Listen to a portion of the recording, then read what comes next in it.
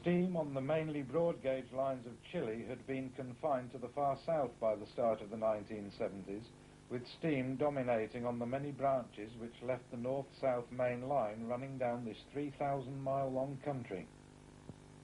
The mainstay on the mixed train workings on these branches were the Class 57 mobiles, over 100 of which had been built by British, European and Chilean builders just before World War I. These were assisted by a smaller number of similar-looking 460s of Class 58. We see a Class 57 take out a train from Osorno with traces of red undercoat showing through the grime. The finances of the state system at this time were such that a top coat of paint after overhaul was considered superfluous.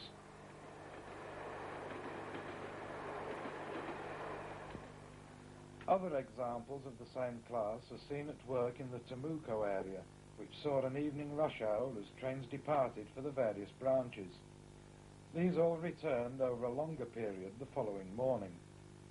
This intense type of activity came to an end shortly after this visit, when a branch closure program and rationalisation of services saw steam working from Temuco and elsewhere much reduced.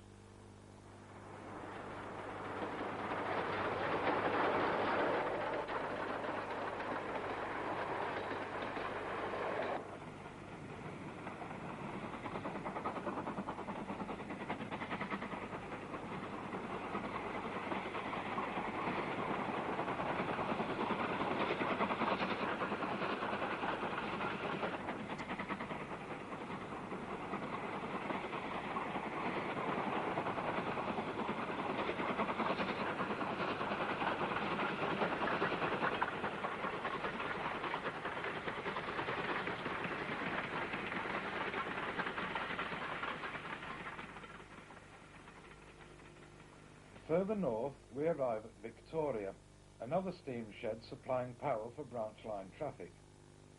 First to be seen is number 530, one of only two Class 57Es. These had been built as 260s by North British in 1908, and later rebuilt locally into 262s. The shed pilot on this occasion was a Hanomag 060 well tank of Class 54, and dating from 1908. A Class 70 282 then emerges and runs onto the turntable. Over 50 of these were supplied by Alco and Montreal between 1919 and 1925 and were of a typical American World War I vintage. They were used on some of the branches and on secondary work on the main line.